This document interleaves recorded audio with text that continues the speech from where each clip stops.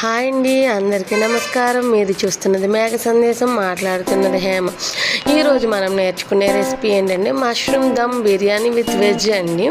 ఫస్ట్గా ఒక tablespoon oil, tablespoon నెయ్యి వేసుకోండి. వేగిన తర్వాత దాంట్లో మన పలవదించండి చెక్క, లవంగాలు, అనాస పువ్వు, అల్లం వెల్లుల్లి పేస్ట్, మరాఠీ మొగ్గ అన్ని రకాలు వేసుకోండి. అవి వేగిన తర్వాత మనం ముందుగా ఉడకబెట్టుకున్న వెజిటేబుల్స్ అండి, బంగాళదుంప, క్యారెట్, క్యాప్సికమ్, బీన్స్ వేసుకోవాలండి. తర్వాత మష్రూమ్స్ అండి, తర్వాత జీలకర్ర పొడి, మిరియాల పొడి, గరం మసాలా అవన్నీ వేసుకోవాలండి. పసుపు, తర్వాత సన్నగా కట్ చేసుకున్న ఉల్లిపాయలు, టమాటా వేసుకోవాలండి. తర్వాత పుదీనా, కొత్తిమీర వేసుకోవాలండి. ఇవన్నీ వేసుకున్న తర్వాత మనం కమ్మగా తోడబెట్టుకున్న గట్టిగా ఉన్న పెరుగుని వేసుకోవాలండి. దీని మూలంగా దీనికి మరింత రుచి వస్తుందండి. ఇది వేడిగా ఉంటుంది కదండి, పొయ్యి మీద ఉంది కదా, దీన్ని కొంచెం చల్లారిన తర్వాత నిమ్మకాయని పిండుకోవాలండి. అలా నేను వీడియో చూసిన ఒక పెద్ద నిమ్మకాయ అయితే హాఫ్ చెక్క చాలండి, చిన్నదైతే ఒక చెక్క. ఇది చల్లారేలోపు ఇంకో పొయ్యి మీద ఒక 2 లీటర్స్ వాటర్ పెట్టుకుని దీనిలో ఇందాక చెప్పాను కదండి పలవ దినుసులు అవన్నీ వేసుకోవాలండి.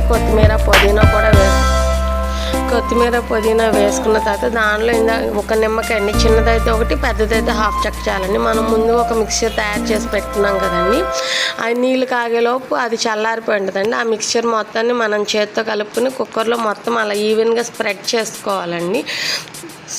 స్ప్రెడ్ చేసుకున్న తర్వాత ఇప్పుడు మనం ఎసరు కాగుంటుంది కదండి, దాంట్లో సాల్ట్ బాగా ఎక్కువ వేసుకోవాలండి. ఎంత ఎక్కువ అంటే సముద్రపు నీరు అంత ఉప్పుగా ఉండాలండి, అంత సాల్ట్ వేసుకోవాలి. ఎందుకంటే బియ్యానికి రుచి చాలదు. తర్వాత మనం ముందుగా 1 అవర్ నానబెట్టుకున్న బియ్యాన్ని దాంట్లో వేసుకోవాలి. 70% ఉడికిన తర్వాత మనం ముందుగా తయారు చేసిన మిక్చర్ మీద ఒక లేయర్ కింద వేసుకోవాలండి. ఒక 2 మినిట్స్ అయ్యేసరికి మళ్ళీ 80% బాయిల్ అవుతుందండి రైస్. ఆ 80% బాయిల్ అయిన రైస్ మరొక లేయర్ కింద వేసుకోవాలండి. దాని మీద చూపిస్తున్నాను చూడండి.